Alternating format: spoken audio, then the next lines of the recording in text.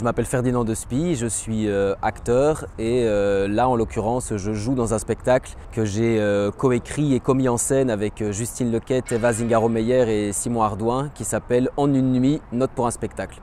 Et c'est un spectacle qui s'intéresse à un phénomène dont parle Pasolini qui est que l'arrivée de la société de consommation a détruit des manières de vivre et des rapports au monde qui existaient en Italie et que tout ça est survenu en 10 ans.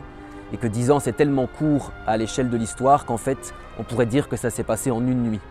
Avec l'idée que s'il a fallu une nuit pour qu'il se renverse, il faudra peut-être seulement une nuit pour le transformer à nouveau. La société de consommation, sous prétexte de nous offrir des cadeaux, en fait il uniformise nos désirs, nos manières de vivre, nos manières de consommer et tue toute particularité ou tout rapport au monde avec laquelle il ne pourrait pas faire de profit. Ce qui fait qu'on voit disparaître tout ce qui échappe à la société marchande et tout devient marchandise.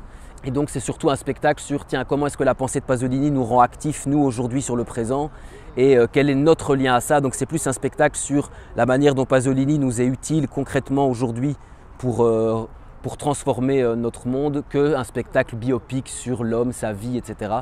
On a vraiment essayé d'en faire une matière concrète pour nous mettre en action aujourd'hui en 2023.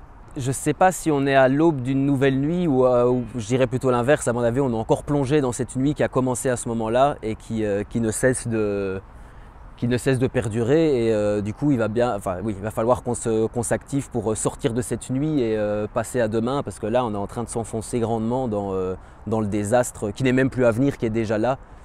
Il y a quelque chose de ça qui est intéressant chez Pasolini, c'est que lui, à 70 ans, tout ce dont il parle, on pourrait dire que bien sûr le monde a changé, donc il y a des choses qui ne sont pas directement applicables au présent, mais il y a une espèce de continuité dans le désastre qu'il voit advenir, qui est clairement celui dans lequel on se trouve aujourd'hui, que ce soit la catastrophe écologique, la destruction du vivant, la destruction de la biodiversité.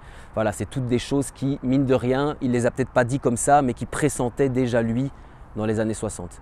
Pier Paolo Pasolini.